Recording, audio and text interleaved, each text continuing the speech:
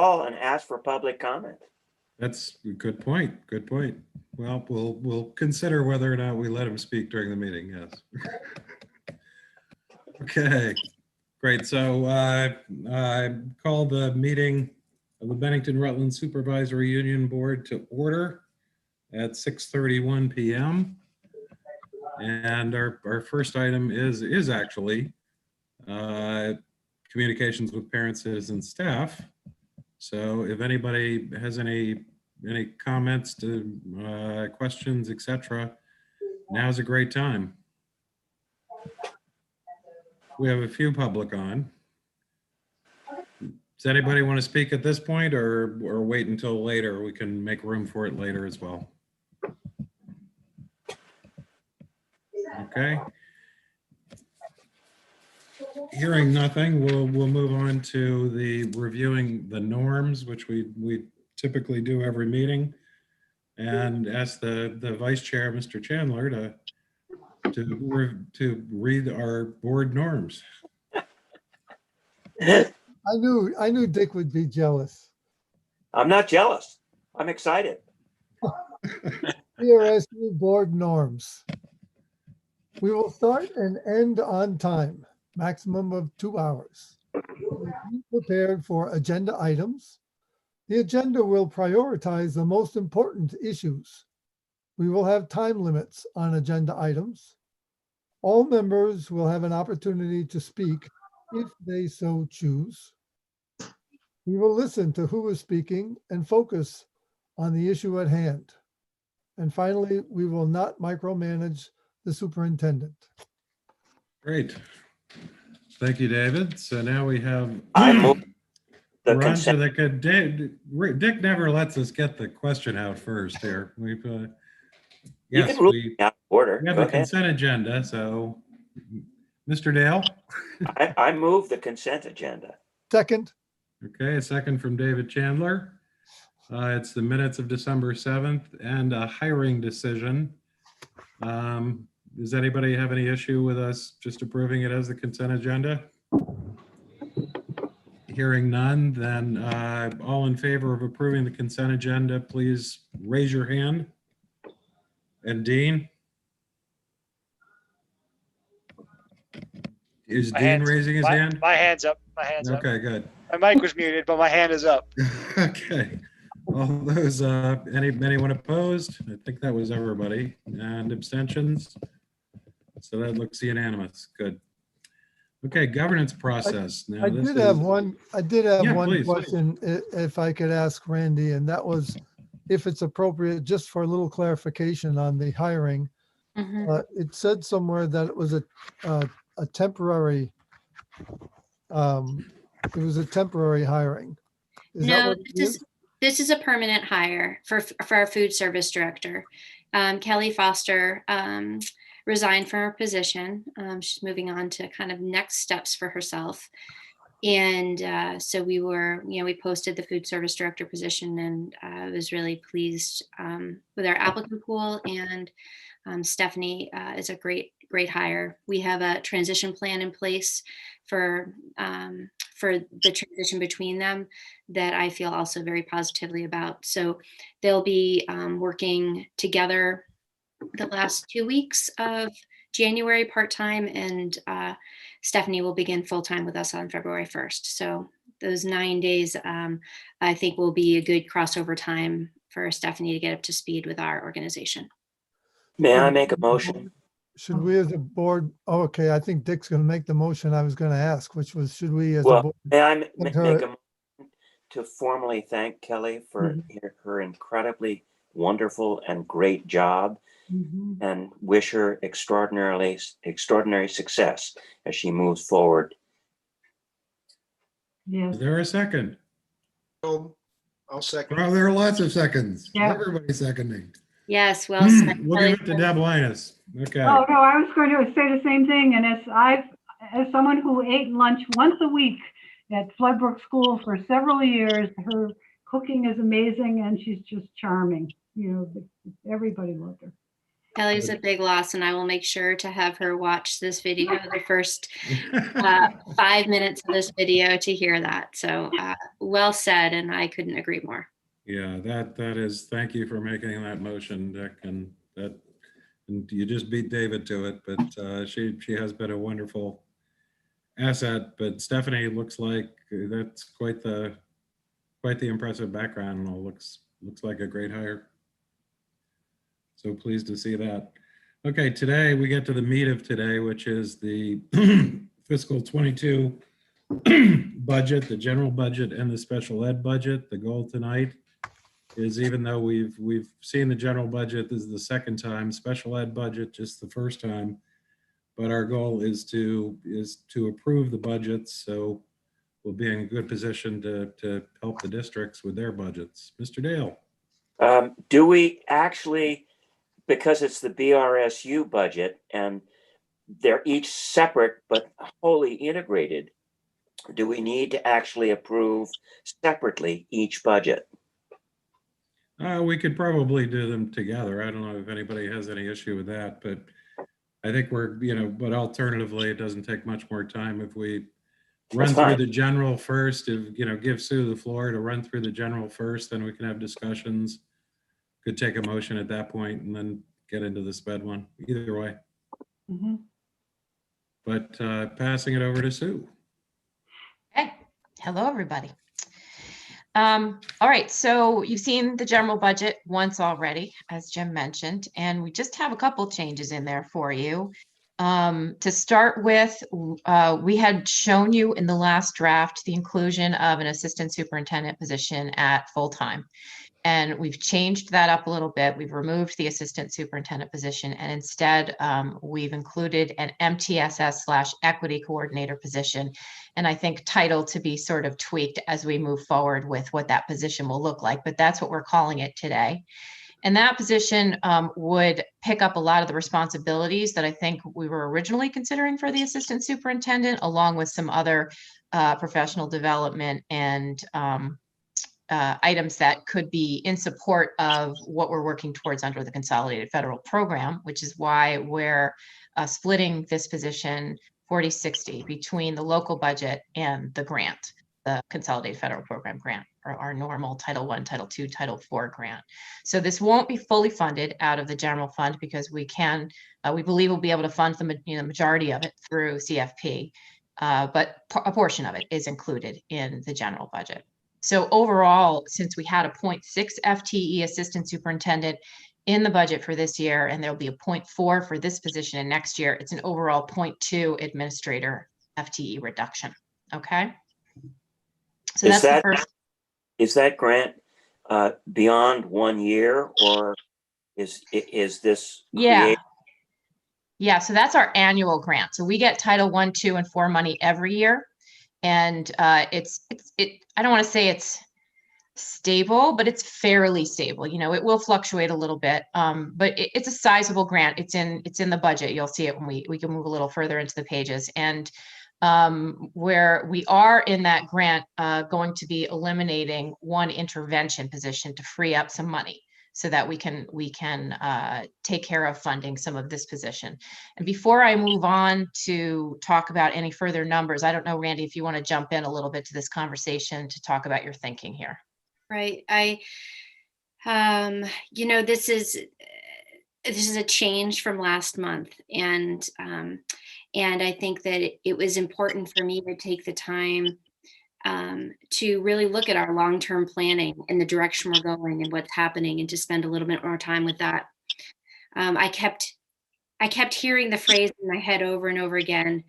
We fund what we prioritize and value, and it brought me back through some conversations with Paul and Skylar, brought me back to work and planning that I had done last February and March, pre-COVID, about the direction that we were going to be going as an organization. And in going back and looking at the work to be done, I felt like what I needed to prioritize as we look ahead right now are two things, and how might I do that differently than what I had originally proposed to you. So one of those was recognizing that we've got work to do with implementation of MTSS practices within our system. We're required to, and I don't feel as if our systems are as robust and comprehensive as they can and should be. And the way the assistant superintendent position was outlined was sort of one step higher, sort of in a administrative structure than I felt was going to be able to give the attention to this that I wanted. So that was concerning to me, and I felt like what we really needed was a position for a couple of years. I don't want this position to be a long-term addition to our system at this point. I want there to be a clear, focused, target, timed expectation for work to be completed within the next 2 years that everyone in our system knows and understands. And so that was a driving force. As important was the voice that I have heard from you and Taconic and Green in particular of succession. And how do we make sure that we have a solid succession plan? And so that meant going back to Skylar and Paul and saying, all right, if we are going to restructure things, then we need to restructure the work that the three of us do so that if for whatever reason something were to happen, we've got an organizational structure in place that can absorb the work that would need to be done if I were not here. And we did. We rehashed all of the work. We assigned things differently. We went back and forth. I made a presentation. They went and talked about it, came back to me and said, yeah, we support the plan you put in place. So all of that work kind of has happened since our last meeting. And I'll tell you, I feel really good about it. I think it's the right thing. More people connecting with our buildings, focusing more directly on teaching and learning, I think is the right thing for our system right now.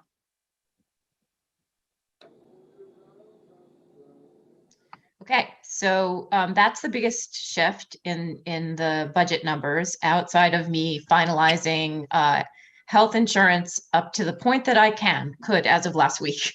It's still open enrollment through the end of January, but I don't really expect a lot more changes to come. I think the majority of our staff have taken the time to review their health insurance options, and we had a few sort of last minute anxious changes today because this was the last day to get updates for January 1. And I'm sure we'll have a couple of stragglers through the month of January, but not a lot. So I don't expect there to be much more of an impact to any of the budgets, certainly not the BRSU budgets.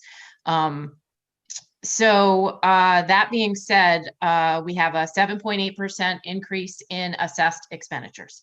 So that's the $169,000. And that about half of that is due to moving the HHP position from TNG into BRSU, which we talked about last month. We've talked about the additional software supports that we've added to the budget. And the balance of this is just the salary and benefit increases and the general tweaking to costs, whether it be up or down on line items where we can or where we need to.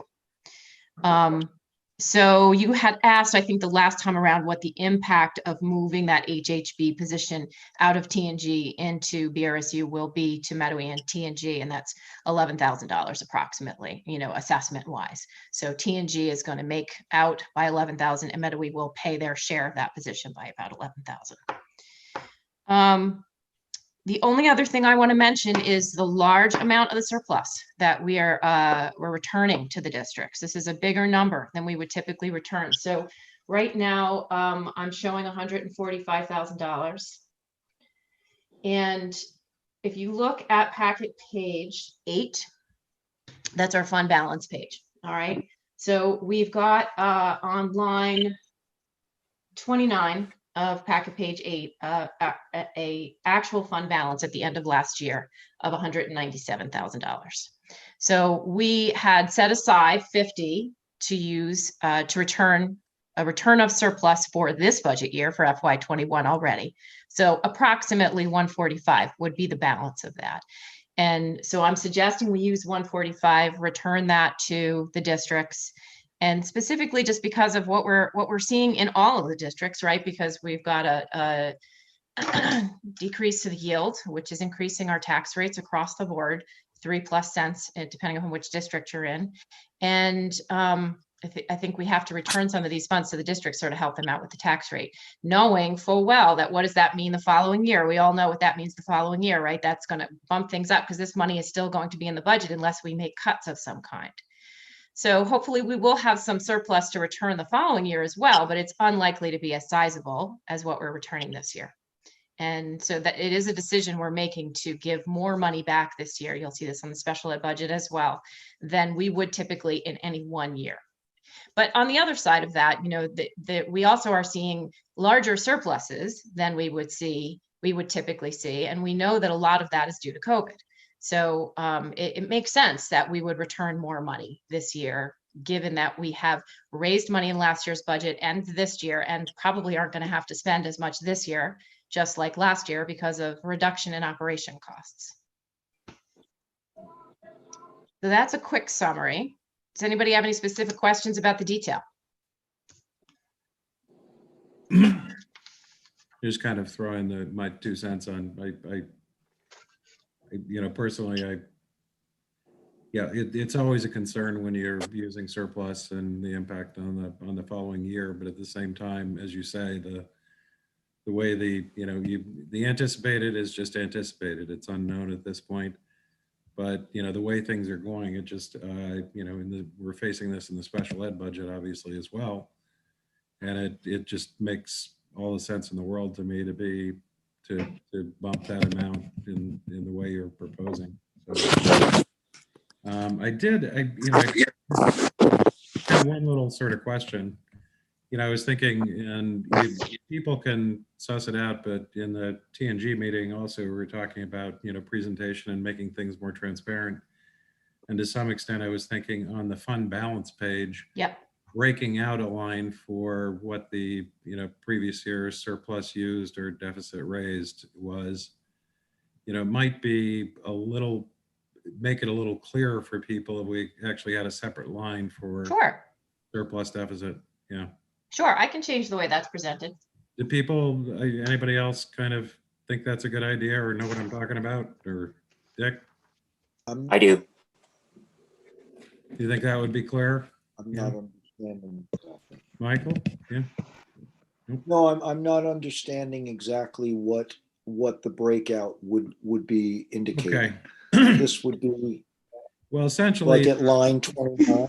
well, let me try with my, layman's, basically right now we show, you had a prior year fund balance at year end, and then we have, you've got things like, transfers to specific funds and all, but, mainly revenues and expenditures for the following year. One of those revenue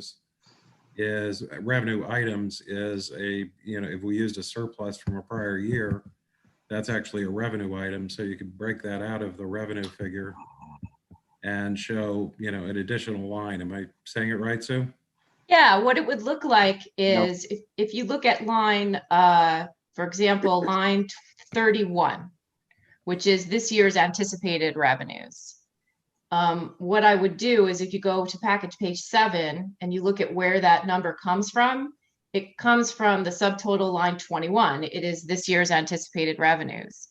I would be sort of adding in a $50,000 revenue line that we used from the surplus as another line item on top of that anticipated revenue for FY21 to sort of show that money coming in. I would have to just change the presentation to package page 7 to include that surplus in the total, just so that we're not double counting anything. Right. I'm just, thinking that, somehow that would also let people on, right now on the fund balance page, it's hard to follow what's going on year to year. And here you'd see you could see the in and the out, 45, etc. Yeah. Yep, I can definitely do that. But it also could be included in the rhetoric that is presented to all three boards going forward with respect to how we're breaking out both this budget and also the special ed budget. The fact is we're using and probably going to in all 5 of the potential budgets. Voters don't vote on the BRSU or special ed. Right. important that everybody understand that we have taken a hard look at circumstance. And if that's as a part of frequently asked questions in that formal presentation that Meadowy and obviously all the rest of us are going to present, then at least the voters will understand that we're being terribly responsible and responsive to the potential real hurt out in our communities, and that this carries with it a cost. And the cost is we won't have as big a surplus next year. Jane? Yeah, I mean, I think that what both Jim and Dick have said, I, support as well. The one thing I was also going to add with what Dick said is I think sometimes, although I know that this is the official report, perhaps in the rhetoric, even just being able to make it as a footnote or separate it out, like you said, in the rhetoric, or a footnote at the very bottom for those things that are really important, because like what you said, it really, I think, cuts down on people questioning, again, where are we at? Where did you get that number? I personally sometimes feel like when it is in all those numbers, I think people tend to get lost. And so I can appreciate if maybe for formal purposes like this, maybe the report has to be all the numbers. But like what Dick is saying, I think when it comes to using it in these other meetings, maybe making it to where it's a footnote, bolden those items so that it's easy for people to go back and forth, in referencing those pages. Yeah, absolutely. So one of the things that we do is we do an FAQ, so that basically trying to come up with what are the questions the taxpayers are going to have about this budget. And it's similar to what I'm sharing with you guys. We want to tell the story about what we've included in the numbers, but also want to point out the more important facts that we want to draw their attention to and answer questions that we think they might have. And in doing that, we're going to reference, what we usually do is we reference those line item numbers so that it can take them to the right page, right line item, so that they can actually be drawn right to that place. So we would definitely do that with surplus, the use of surplus. And the other thing that you'll see when you look at your district level budgets is, based on what we talked about at the last meeting, we've made this use of surplus its own line item. So you'll see it not only on the summary page of the budgets for both BRSU and special ed, but you'll also see it in the body. So as you said, I think at the last meeting, Dick, that it's more important. It is important to point it out right on the summary page, because some people don't go any further, right? That's what they're looking at, that snapshot picture. So we've put it on there, and you guys can, when we talk about your local budgets, then we can decide if you like that presentation as well. Yeah. I can't remember if you included it already in the FAQs, but the trade-off, the idea that we use the money now and what implications that may have for next year, sort of sets us up for next year. Yeah. Because it is a big trade-off and it is a big risk, but it makes sense to do that now, and that's looking forward. Yeah, I kind of think it's important to almost, and not almost, but to share even what are the tax implications, or what are the estimated tax implications for you this year in returning this surplus. So therefore, what might that mean in an increase in taxes next year, right? Right, and that we don't know. We're taking our best guess, but could go either way. But I think we've, the FAQs have been fabulous, and like our district level annual reports. I think we also took a look back, so I think I'm right. We have the BRSU general and special ed budgets with FAQs on those as well in the package. So, I think transparency wise, we have been, spectacular, thanks to our great resources in this area. So, and Bob. What's that? Bob's help. Yeah, Bob's help too, but Sue is, I've having attended some statewide some VSBA things on how to prepare finances and present them. I was really pretty depressed when I went to the saying, boy, you know, what they're presenting isn't nearly as good as what we do. So, Oh, May I also suggest that the change in the organizational structure at the BRSU needs to make that point about succession, appropriate flexibility of organization, and so that people don't suddenly focus because they can get wrapped up in, well, if it's a 0.2 and you're basically looking long term and you're going to need a superintendent, why don't you just do it now? So I think that the rationale, Randy, that you provided also needs to be a part of this document. And the fact is, you think that it will have over the next 2 years a substantial impact in the way education is delivered to all of our students. Because as soon as you say that, and a positive impact at that, then it becomes much harder to say, well, cut $25,000 out of the budget and we're good to go.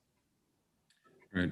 It's that, I think that's a really good point, that kind of having a comment about, you know, how we make decisions on staffing and how we're staffed and looking to the future. That could be a very valuable. By the way, I wanted to make sure, did everybody get Celeste sent out before the meeting, the list of, you know, this I have found incredibly useful in trying to understand all the moving pieces of personnel throughout our organization. Because it gets a little confusing and it's a little tough when you're just looking at one entity. Yep. To understand.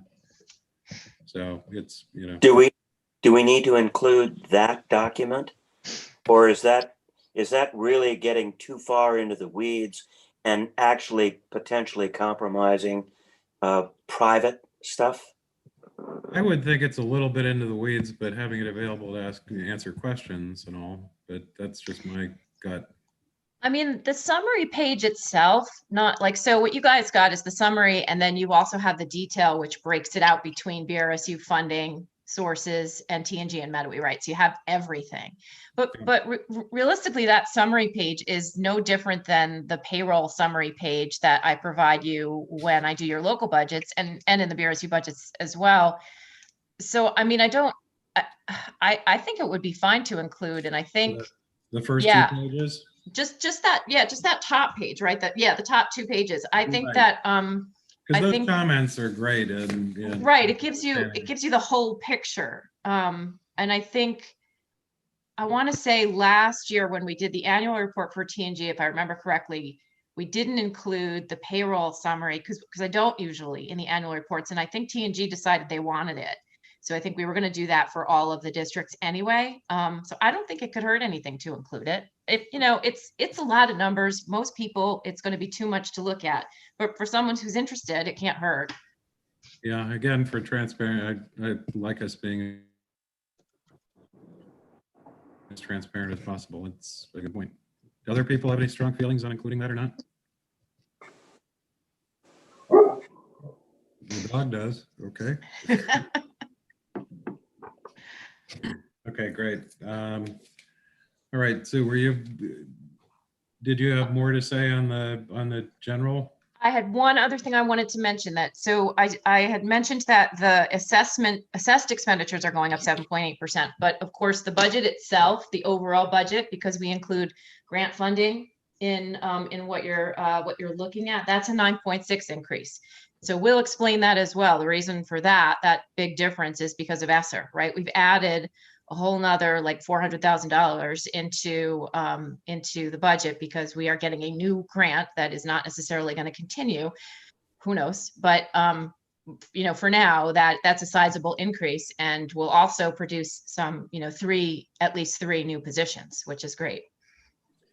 Can we define Esther in the document? Oh yeah, we'll do that. But that then does raise the question of, you know, we've got the additional positions funded by ESSER. We've got the the 2 positions funded by ESSER, and that is not necessarily a long-term funding source. Right. And they're not What long, is our plan? those are not long-term positions either. Right.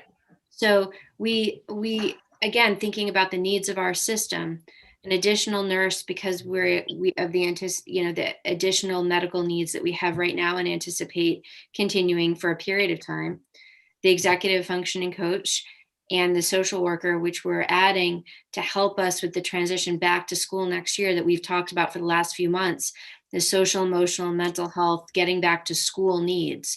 So we are intentionally funding with that money positions that we feel are going to facilitate educational programming and school operations as we transition back to more sort of typical non-COVID practices. So we're being pretty upfront about that. It's intended to serve a purpose with the money, and the purpose that money is intended to be used for, without an expectation that will continue long term. So that is, I think you're absolutely right, that is an important point to explain to people, because otherwise it does raise a whole lot of other questions and could be concerning to people that, well, you're grant funding it now, but you may turn around and tell us you want to include these long term in the local budget, and then what? But that is not our intention. We are using it as it's intended, and we hope that it addresses some of the concerns that we've already talked about in previous meetings. Other people have questions, or?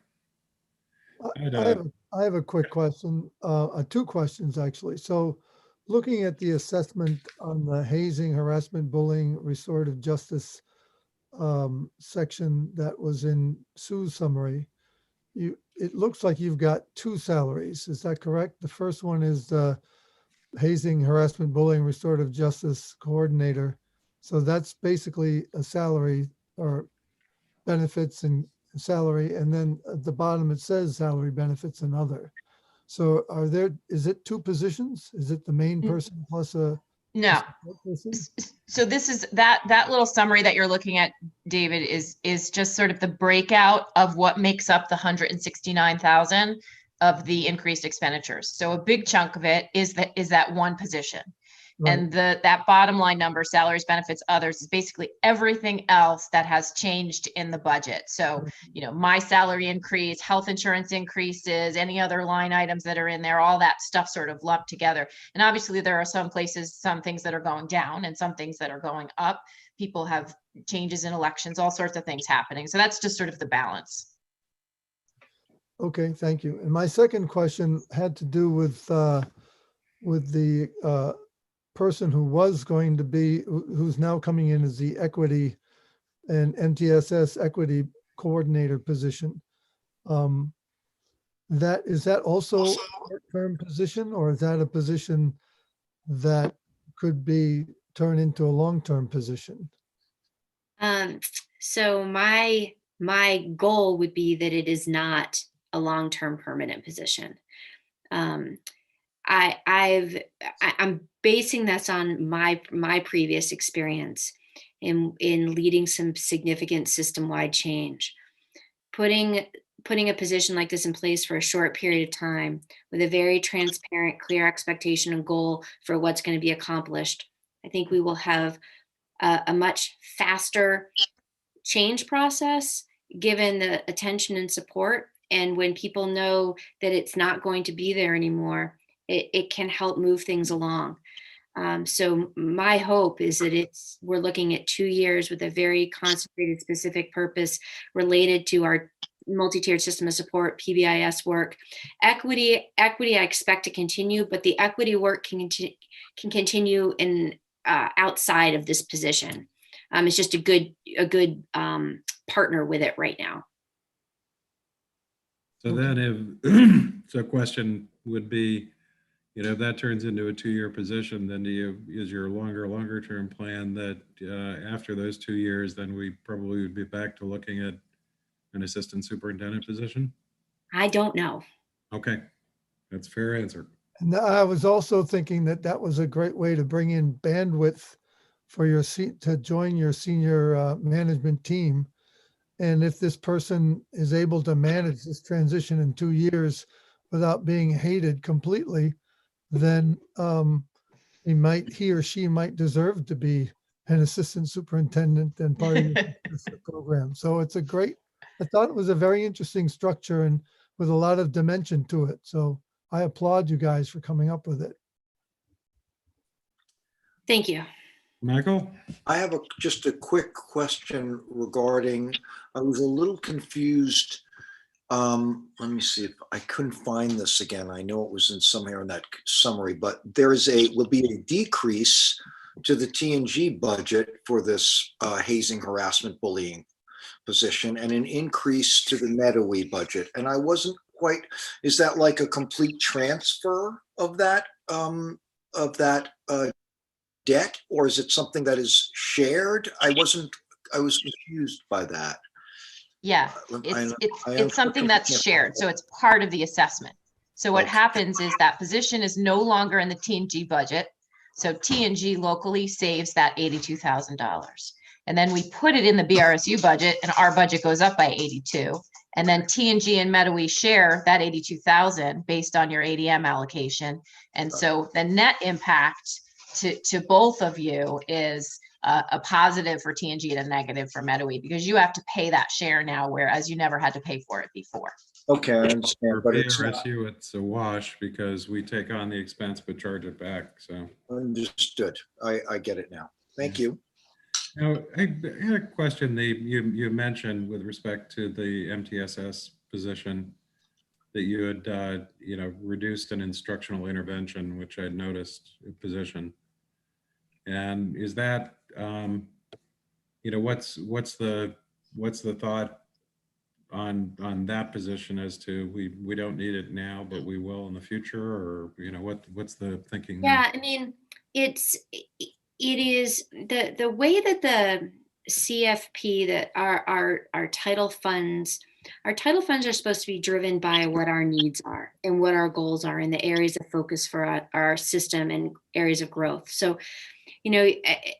it's so interesting because for me, everything is so interconnected. You're the BRSU board and we're talking about the BRSU budget, but the Taconic and Green board and the Meadowy boards have received my superintendent report where we're talking about, and which means all of you have seen it or will see it in Meadowy, but talking about having a leadership team, right? That really looks at what are our system-wide needs and goals, and what's our data showing, and what are our prioritized, and what are our priorities, and that will intersect with your ends policies and the work that you're doing, as well as our planning, our educational planning. And so our positions that are funded through the CFP are intended to support those goal areas. And in analyzing sort of some of our current data, we would be shifting, which is what we would expect to be happening. That is something that you as a board should expect, is to see that our positions funded by the CFP reflect our priority areas, instructional and growth areas as a system. There's a really strong through line for that. And so this shift is the challenge. Sorry, I'm going to interrupt myself. The challenge is the timing of all of this, because we don't actually start planning for the CFP till next year, but we have to budget now. So it means there's a little bit of anticipation and future thinking of me, even if we haven't talked about it based on the data we have.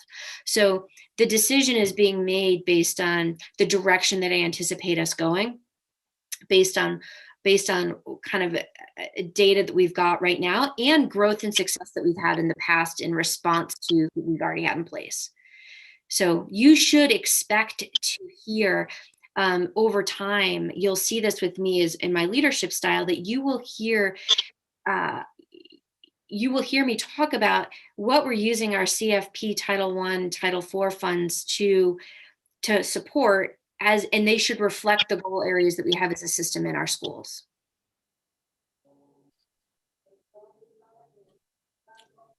Would it be appropriate at this time to make a motion to accept and approve and adopt the budget as presented? I had one more question, but I can roll that over into the next session. So, sure. Okay, So Dick has made a motion.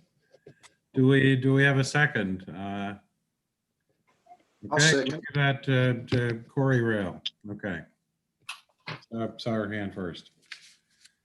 No problem. All right, so if there's no further discussion, then we'll take a vote, and Dean, you can speak up, and the rest of you can raise your hands to vote to approve the BRSU general budget. Vote to approve. Okay, I'm seeing Next, seeing adopt everybody and there. approve. Pardon? The motion was accept, adopt, and approve. Okay. Okay, adopt and approve. I vote yay. Okay, so I think that was everybody, but I'll ask anyway. Any nays? Or any abstentions? Wouldn't think so. Okay, so that we have adopted and approved the general budget. So time to move on to the special ed budget. Thank you, everybody. Thank you. All right. So for SPED, first time you're seeing it, I know SPED's a big budget. In my summary, you're seeing much of the same sort of conversations that we've been having all along at all of our budget meetings. So FY20, we had a expected a surplus of 250. We ended up with a surplus of 614. Much of that is, or some of that, I should say, is due to operations, school dismissal in March. But in special ed, we also have that added factor of kids who exit. And some kids, as we know, cost more than other kids. And so we did have some kids exit the district where there were sizable costs in the budget, and we no longer have to spend that money. So that's a large favorable variance, but it's twofold, right? It's COVID plus it's also kids who left and we didn't have to pay for their costs anymore. So we anticipate that surplus of 614 going up to 838. And again, a lot of that is going to be due to our operational costs going down to kids who are getting their education remotely, which will reduce their costs for special education because they're not receiving the certain level of services that they might have received if they were in school. So we're seeing our costs go down for those reasons. And additionally, that we have a sizable number of unfilled positions, right? So we have staff that we budgeted for that we hope to fill those positions for next year, but we weren't able to fill them this year. So we've saved some money there as well. Of course, with special ed, when we save money, we also lose revenue. And a lot of these costs have to do with if, for example, a student who has sizable costs related to them is going to be an extraordinary student, right? Anything over 60,000 is extraordinary. And we get 90% reimbursement for that from the state. So even though we have a large decline in expenditures, we also have a large decline in revenues. So the net of that still will bring up our surplus a little bit. We can't know for sure if that's going to be our true surplus. We can't gauge it as good as we might be able to gauge something like the BRSU general budget, specifically because we have kids in our system because of choice that we're paying for on a kid by kid basis. We're not necessarily providing those special ed services. Excuse me, we're paying an independent school or another public school for the services that student is receiving. So as those kids enter and exit, our costs are constantly changing. So let's talk about staffing a little bit. The changes that are in the special education budget for staffing. Now I'm going to run through these and then I'll let Paul jump in to sort of answer your questions with respect to programming changes that are being made. Okay. So we are increasing one special educator. And that is going to happen in one school. At that same school, we're going to be reducing 2 special ed paraeducators. So it's just about a wash, but again, as we always run into, not in the same budget, right? Because the special educator is in the BRSU special ed budget and the paraeducators are in the TNG budget, okay? We are decreasing 1 paraeducator in the anchor program, and that's our program that's located at MEMS. We'll be increasing 2 paraeducators, so a shift of 1 and then an increase of 1 to the RISE program that's located at the Dorset School. We've talked about sort of those shifts in administration. And so along with that change in the assistant superintendent that we were talking about at the BRSU budget, because that position was formerly assistant superintendent slash student services coordinator or director of student services, Randy, right? That's what it was. It was 50-50 or 60-40, that position. So now the director of student services has gone from a 0.6, which what it was in the former budget, up to a 0.4 up to a 1.0. So that's a full 1.0 position. So it's an increase of a 0.6. Along with that, we've decreased a 1.0 student service coordinator. So overall, it's a net savings of an administrative position in the special education budget. And the last little piece that we've done in the special ed budget for staffing is we are adding a 1.0 FTE. It's a whole position. It's an administrative staff position. We have been sort of short-staffed on special ed administrative support for, I don't know, many years, that we haven't had enough administrative support to support all of our administrators in special education. And the main reason for that is the time is pulled away to support Medicaid and handle all the Medicaid claims paperwork. It takes a lot of time. So we've added a whole 1.0, and that position is going to be shared. About 80% of it will be covered by Medicaid funds, and we expect about 20% of it to be covered by the special ed budget. So we're shifting around how the FTEs were spread out before, for who's doing Medicaid, who's doing general administrative work, who's doing special ed administrative work. But the bottom line is we're going to be adding one whole new person to the office, and then we'll be spreading out who's doing what, with 80% of that being grant funded. That was a lot, I know. So that was a lot for me, Sue. Does it mean that despite the increase in personnel, that we are better organized to deliver services more effectively and efficiently? I'm going to let Paul answer that question.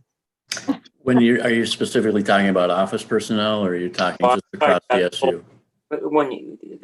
When you get to the whole special ed sort of stuff, changing organizational structure in order to solve what for several years you've been kind of accommodating, usually results, or should result, in a substantial benefit to the people being served, in this case, the special ed kids and the staff associated with the responsibility of educating them.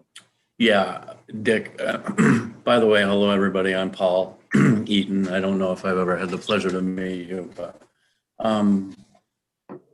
that's always the goal, right? Put the kids at the center of the conversation when we're talking about special education. I think Randy said it, we fund things that are a priority and a value to us. And I think what we end up doing with all these shifts, and mainly the shift to RISE, is that we sort of maximize potential in our other buildings, while at the same time we maximize potential in our other buildings, in the BRSU, while at the same time maximizing programming for kids. So I look at it as a win-win.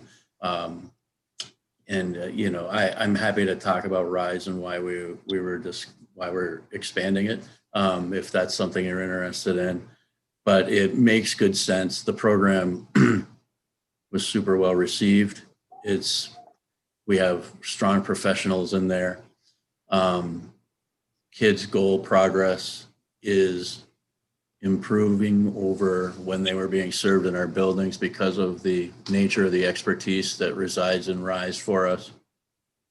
And at the same time, buildings that were, using 2 para-educators to support 1 student, or using a lot of speech and language time to support a student's assistive technology communication, device time, those costs, or that labor essentially is just moved to RISE, where they can do it just more efficiently and better. Just that's the fact. And then what you have in your school is, in your individual schools, is a better scenario all the way around for serving kids. It's what my point is, that again, as we are trying to be transparent, a large number of people say, well, you've for years been able to get by and do a fairly effective job. And so why do you need another person? And the answer is because we're going to deliver better, more effective service to kids. And we've been limping along for too many years. It's time to bite the bullet. Yeah, I mean, we have an extra person in one spot, but we have, I mean, if you consider it administratively, we are running with less.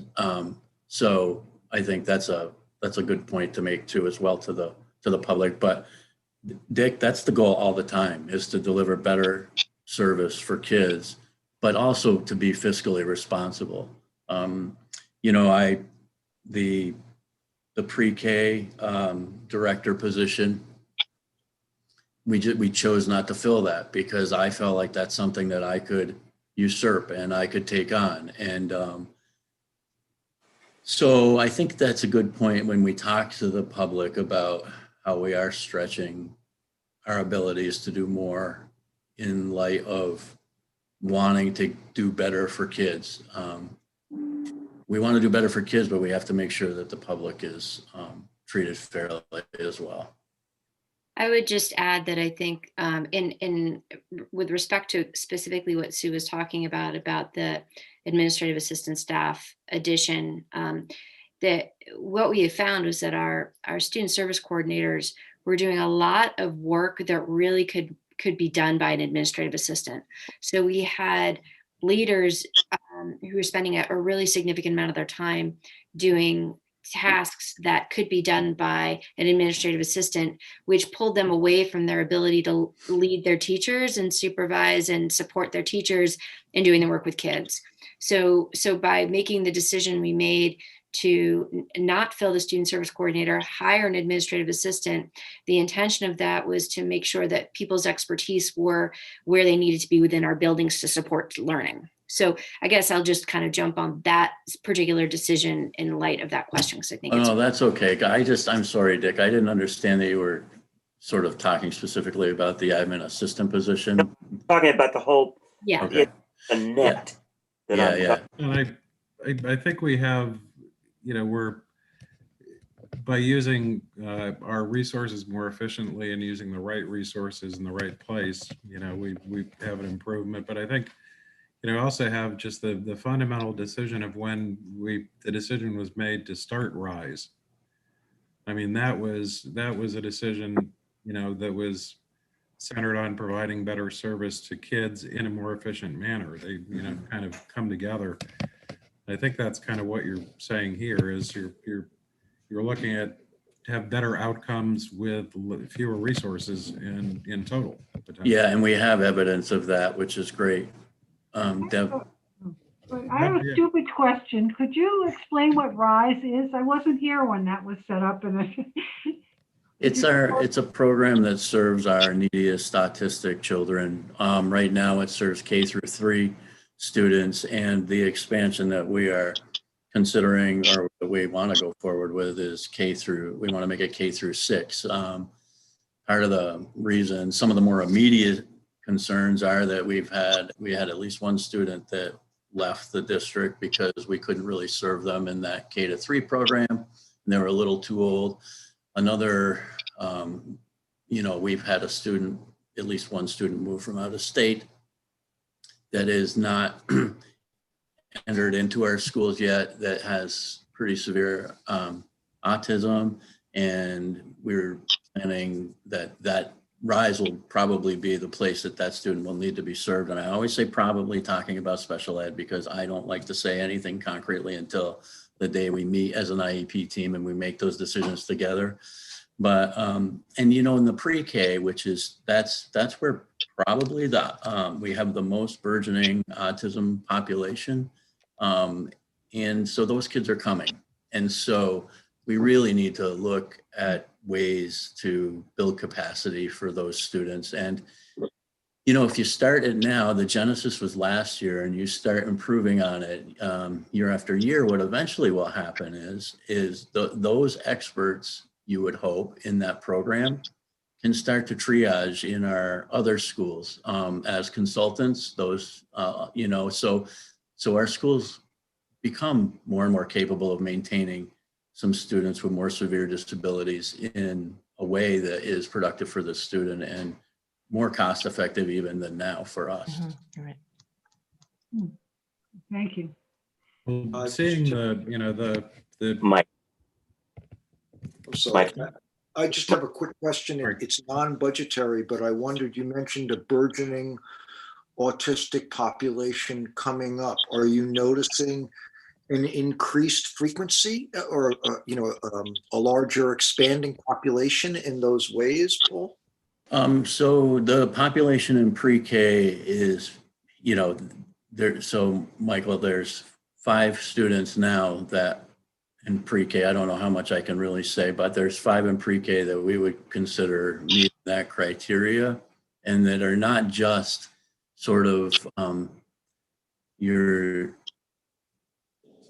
everyday run-of-the-mill student, So, this year we had 2, so that really might meet the criteria for a RISE program the year prior. So next year we're looking at, when these kids move to kindergarten, we're looking at the RISE program having between 9 and 11 kids versus 6, at current. So, I'm going to say the goal to any program is the kids aren't in the program their whole career, right? We want to foster independence. And I know RISE, I just can't speak highly enough about it and the expertise that we have in it. And I'm really excited because instead of getting a special educator to expand RISE, another special educator, we're getting a speech and language professional, which, if anyone knows anything about autism, you understand the communication component of it. And that in and of itself also can is more efficient than just hiring a special educator, because all these kids in that program need speech and language services anyway. And then to have a speech and language professional attached to that program full time, they can work whole group with kids, they can do individual sessions with kids, they can maintain and teach them how to use their communication devices. So I think that'll work out just far more efficiently than having just a special educator in there. just thinking, Paul and Randy, since Paul mentioned that, we can show that it is having an impact. It'd be great at some point, to kind of share with the board, some info about, about that impact and how it's, give us a little bit more of a short little blurb on how RISE is doing and how it's making a difference for kids. I can certainly do that. I can pull together some of the numbers that we've been looking at, and so part of it is thinking about what kids might not be in our schools, right? That's one component that is interesting, and we can talk about that based on just numbers of students. And then also how many students maybe we can bring back from out of district placements, and then the effectiveness of the programming on the students now. I think that's important, and in some way, shape, or form, I'll be able to convey that to you folks. Just imagining all the boards would probably, find that really useful. Yeah. Sure. Okay, we got Sue off track, or? No, this is all good stuff we should be talking about. So my sort of summary on all of our staffing changes that we've been discussing is that the net total is a 1.0 FTE increase when all is said and done with the moving parts, right? It's a lot of moving parts. It's a big budget. There's a lot of different staffing categories. And as you guys have been talking about, these reassignments, adjustments, they're made to best serve the students and to provide our services more efficiently, just like we've been talking about. So bottom line is, even though it's a little complicated, is an increase of 1.0 in this budget as far as staffing goes. Assessments, right? Same story, what we talked about with the BRSU. We've got, we don't have a very big increase in assessed expenditures because along with the savings to assessed expenditures, we have a decrease in revenues, right? So there's a very small change in the overall assessed expenditures, and it's a small decrease. But we have a sizable surplus to talk about returning. And so we're actually going with a really big number here because we have a really big surplus, right? So we ended the year with that 614 that we talked about, and we had set aside 100 for use this year as a return of surplus against this year's assessments. So sort of the balance of that approximately is $500,000. So that's what we've included as a return to surplus. So it is a really big number. But SPED is a really big budget, and we had sizable savings, like I said, not just due to COVID. So again, for the same reasons that we talked about for the BRSU budget, I think it makes sense to be discussing returning that large number back to the taxpayers. Kind of backtracking a little bit, before, talking about the 500, I guess. A couple of things that sort of struck me when looking at the SPED budget were actually the decreases in a couple of bits. The services non-operating grades. Yep. And because that's down by about $500,000. Yep. And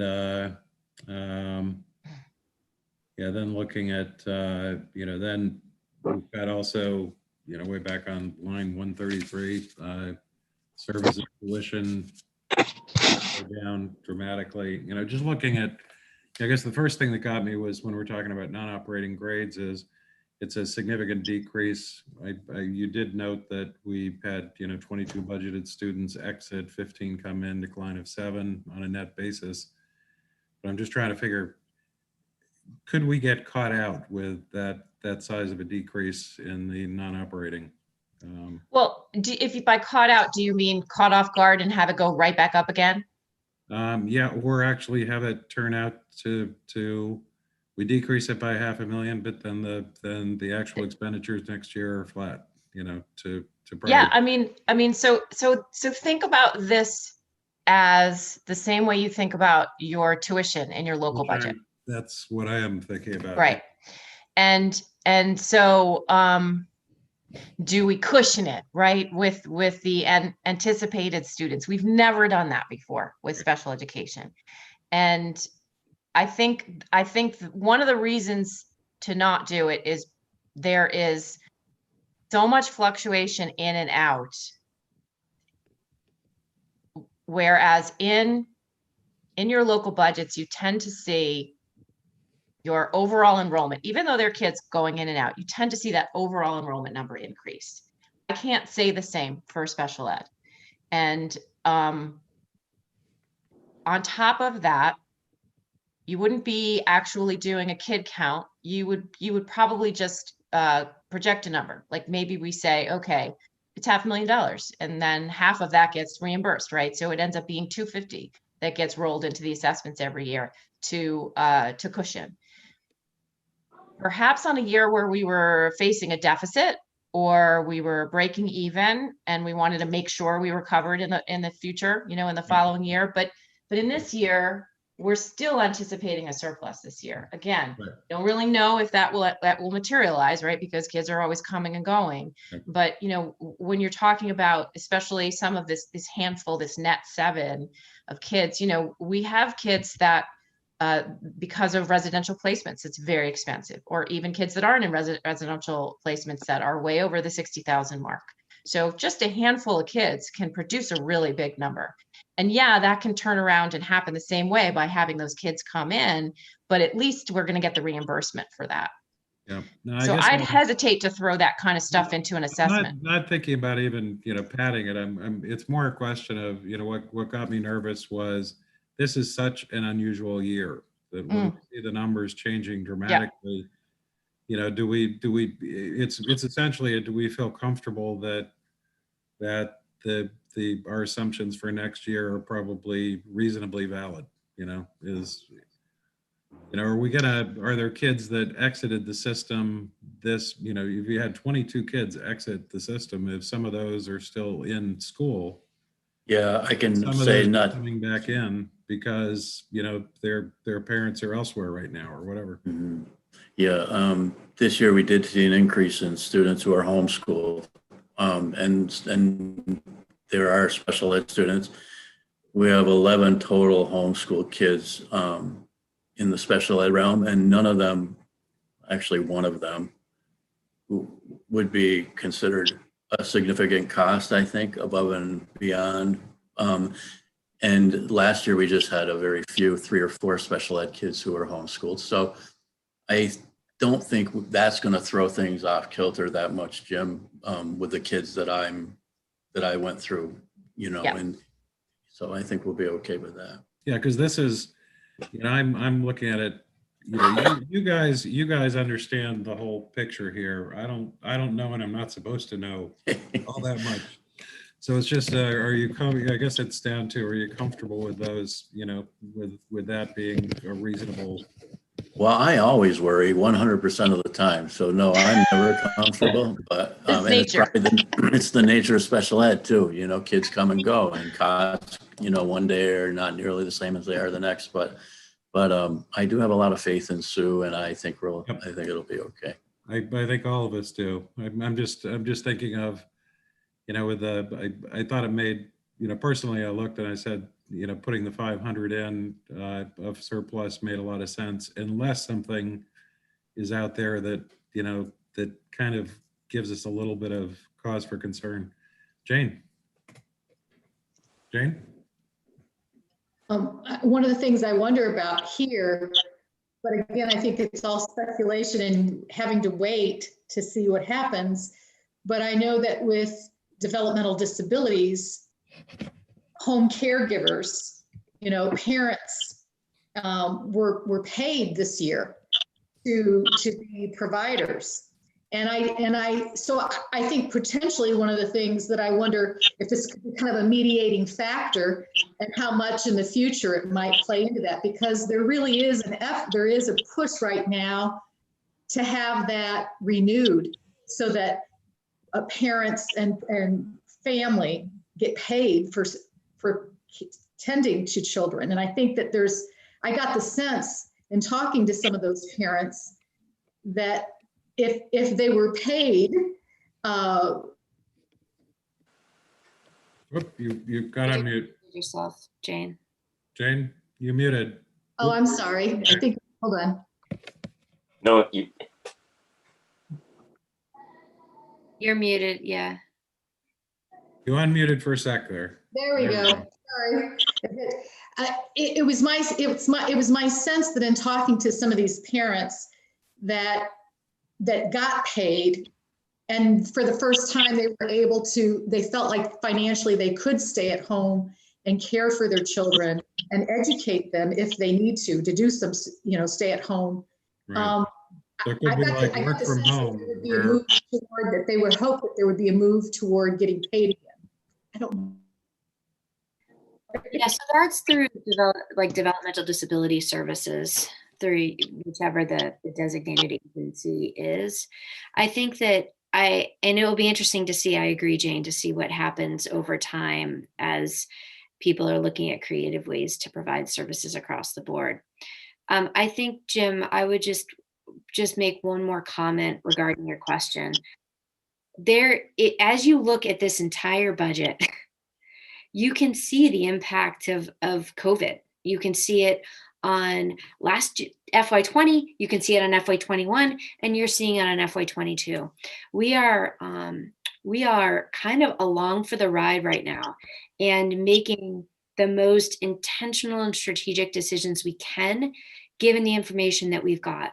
So most of you have been a part of this process to see the reductions that we made last spring, you know, that I kind of talked about in my superintendent report, trying to predict what we might be facing. And as we look at the special ed budget, it is still a moving target. There's still a lot of uncertainty, but I think that the point that Sue made is the most important point to hear is that even with the uncertainty, if we have students whose costs exceed $60,000, which is frankly not that real difficult to get to, then we are reimbursed at 90%.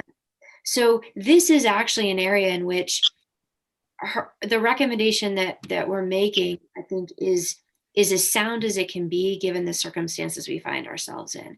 And because of that reimbursement that we still have for next year, it provides us a little greater certainty that it's not going to be a misstep that's going to be kind of more catastrophic in nature. Well, you guys convinced me. I just felt I had to ask the question is all. Okay. So I don't really have anything else specific to share with you. If anybody is interested in sort of walking through the sections and just sort of talking about what each category supports, or you have any specific questions on the detail, we can certainly hit them. I want to just add one more piece because, again, for me now, sitting in the seat and thinking more long term, I want to connect some dots for you. This decision to decrease 2 paras and increase a special educator, you have heard that stated many times over the last few years as we are working to implement the recommendations from the District Management Council and meet the expectations through Act 173. So this is just, I want to just be clear and transparent with you that this is one more step that we felt like we could make to continue to move towards putting our most complex learners with skilled, trained professionals to the maximum extent possible.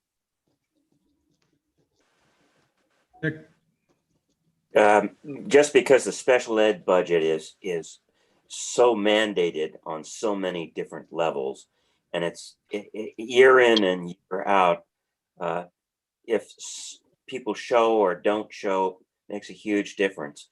Would it be appropriate at this particular point to accept, adopt, and approve the special ed budget as presented? Unless there are any other questions, I had one, but I was just kind of curious on one. You had mentioned that that Meadowy, since they had to move from the PK site to operating grades, that impacted their assessment. Mm-hmm. I was just curious how did you handle that in the assessments? I saw their number went down where everybody else's went up a little bit, but I was just curious how you did that. So that is, if you look on packet page 30, the very first section is pre-K sites, and that's where that impact is seen. So we haven't reduced any speech personnel, but we have shifted assignments. And as Paul was mentioning, there'll be more speech available to the RISE program. And so that speech position that was formally partially funded under that pre-K sites in the pre-K classroom at Meadowy. Yeah, there was whole group instruction going on there, which is always good, early intervention. And we had the person available and ready and able to do it last year. But staffing got very tough during COVID, and the geography of the SU got tough, and you have to make decisions. And we decided that we would serve the speech and language that was in each student's IEP. Right. That was sort of a luxury. I hate to say it, to have a person to be able to be in the pre-K 3 days a week and working with all the kids, whether they were on IEPs or not. Yes, there was kids on IEPs in there, so that the time was, obviously appropriately applied. But we looked at it as a whole group situation, and that person probably spent more time in there than they absolutely needed to. And we were that's probably where that number change came from. Then I make the motion that I made a moment ago. Certainly. You want to state it again? I move that the BRSU accept, adopt, and approve the budget as presented. Okay. Second. We have a second from David Chandler. Okay, if no further discussion, then, Dean, you can speak up. Everybody else, if you're vote to approve, please raise your hand. Aye. Okay, I see all those hands, so I don't think we even need to ask for nays or abstentions. So that's unanimous. Great. Thank you. Thank you. Okay, Thank you, Sue. Sure. great work. And Paul, welcome too, since we should have welcomed you before, but. Oh, it's okay, Jim. I'll just talk about you guys later.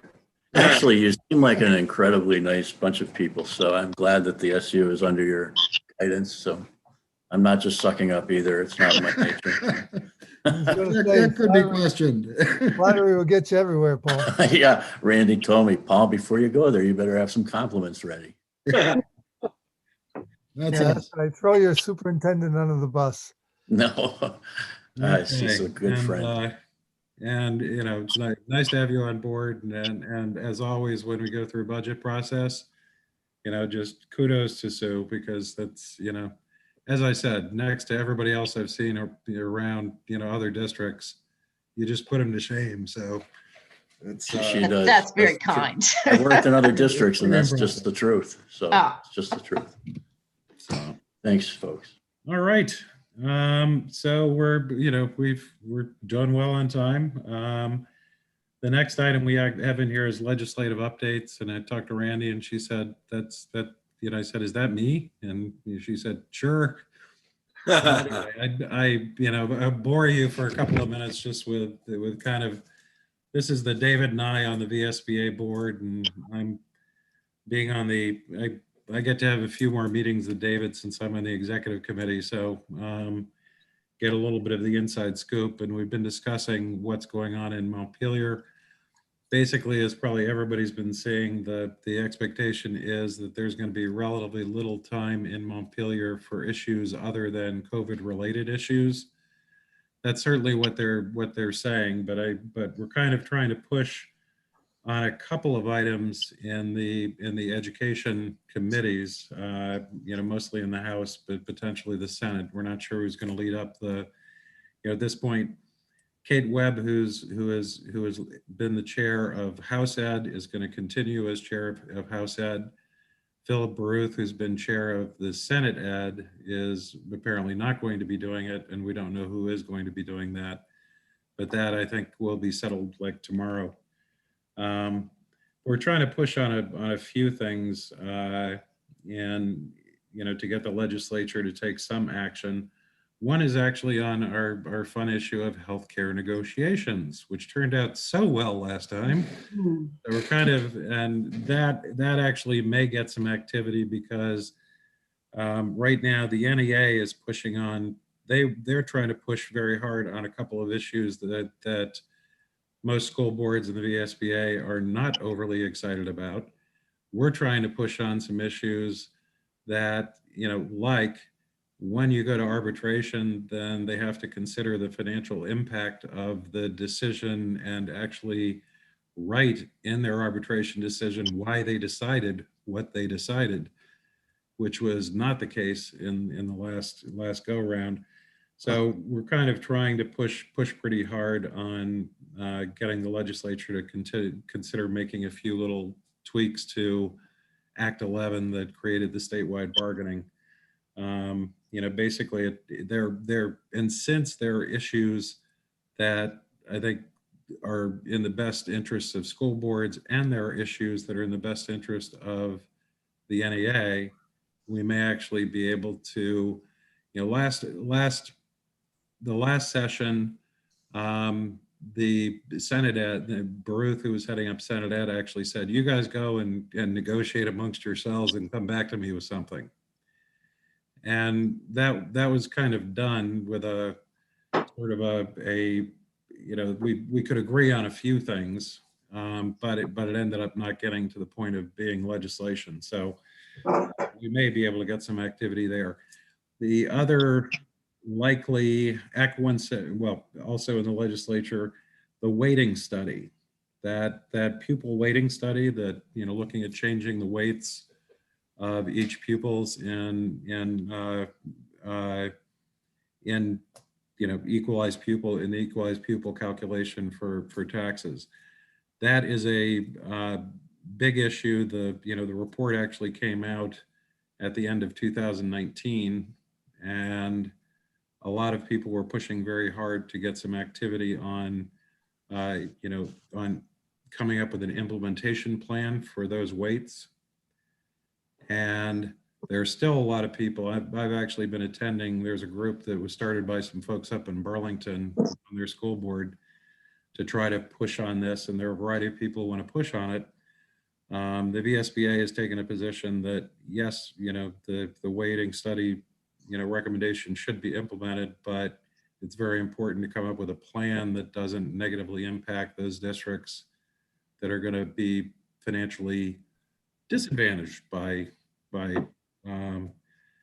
implementation of the new weights. For the BRSU, Randy and Sue and all have done the numbers that have come out are not exactly 100% clear or necessarily correct for our districts, but the Joint Fiscal Office came out with numbers that indicated sort of a small impacts for Taconic and Green and Medowee, but unfortunately a much more significant negative impact for Winhall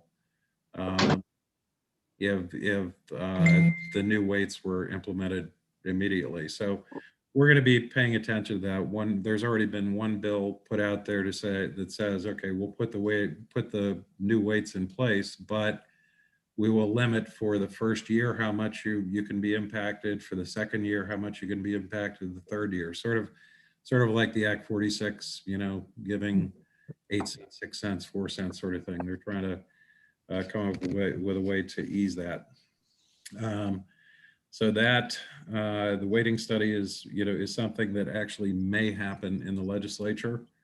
And then one thing that Randy's been extremely involved with, she was helping the special ed organization. There's an the VSCSEA. VCSEA.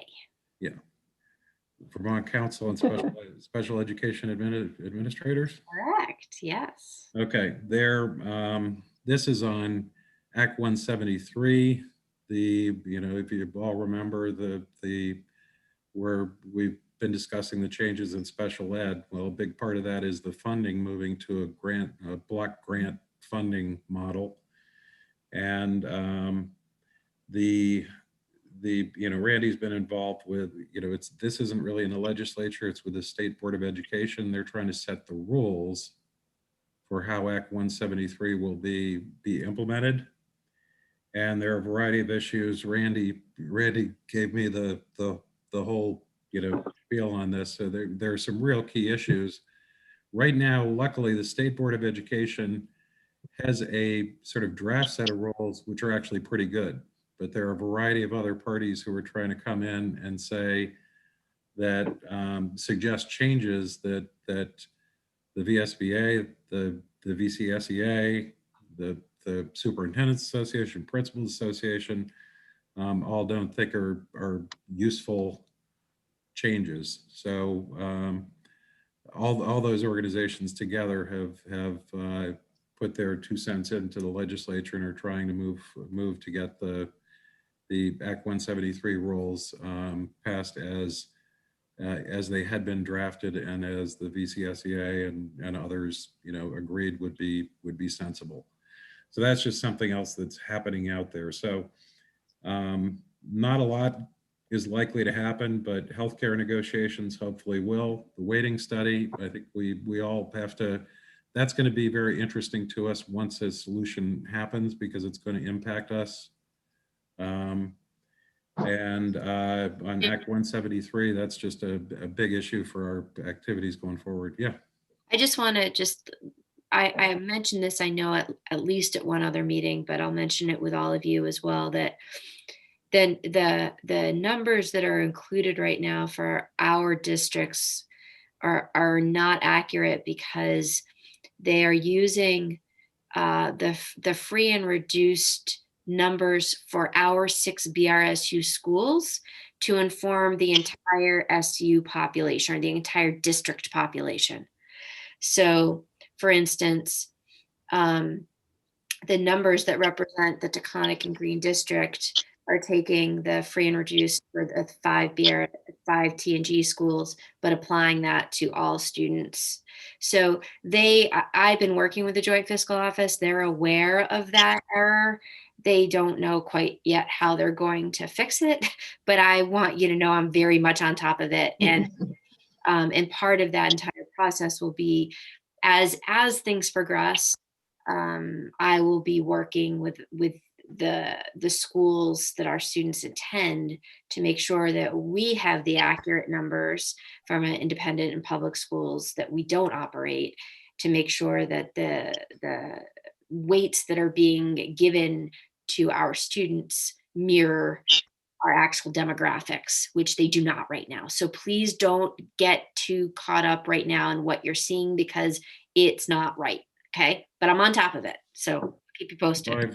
I also asked Sue Zaglaski to push on joint fiscal and all as well, to with the backstory of the numbers for us aren't correct. So just curious if they just got, basically, since we have such a large concentration in like Burn and just a couple of schools, if we got those schools right, then would we probably be in pretty good shape? It would certainly help. Yes. I mean, we could easily pull out, 90% of our kids from a few schools and not have to nickel and dime as much as far as looking at the impact. But I am pretty confident that you are going to want to reap as much as you can if they shift the weighting study so that you're funded at the level that you are entitled to be funded at. Yeah, because to just put this in context, looking around, the joint fiscal report, said by district what the impact was going to be. And there are a lot of districts around the state who would stand to have the concept is that if you have a decrease in your tax, basically this is supposed to put everybody on equal weighting as far as having the resources to provide those special ed services. In typical fashion, nobody's looking at it that way. Everybody's looking at it, what is this going to do to my budget and my tax rate? Is it going to go down or up? And the down or up with districts around the state is, for a bunch of them, it's very significant. It could be, 20 cents in the tax rate or something like that. So there are a variety of people who are the people who would gain 20 cents are really excited about trying to get this in place. The people who would cost 20 cents are not so excited right now. So coming to a solution. Okay. Well, that's more than I should have said about legislative updates. Now we have a reflection on norms. Other than my little diatribe there, how did we do? Any Deb's gives a thumbs up. Diane? Yep. Okay, Corey. So we're kind of, all suggestions for improvement are always welcome. I run meetings kind of in a loose fashion. I'm not sure Herb enjoys that. I think these meetings are well organized. They're very respectful about giving people a voice. You're very responsive to making sure that there's a format for questions to be asked and answered. I don't think there's anything in that way to fault about. If I have any personal frustrations, it has to do with not having enough time to really look at what I'd like to look at in terms of getting a bigger picture. But I do feel consistently that people are arriving to these meetings with well-organized, prepared plans, and it's very helpful. So thank you for that. Okay. So but no more thoughts on the norms, then communications with parents, citizens, staff. That includes anybody not on the board. So anybody's welcome to, for people. Celeste, do we have anybody on YouTube? We have 2 people watching, but no comments. Okay. And I'll just ask Herb real quick, you comfy with our where are we coming out on those budgets? I'm comfy. Good. Okay. Next meeting date is a long ways off, March 22nd. Wow. We've done our work for the time being, so we get some time off. So unless there's any other comments, then I'll look for Dick. A motion. Adjourn. I got to ask for it. I'll second. Okay, all in favor, please raise your hand and Dean say yes. Yes. Great. Okay, that's unanimous.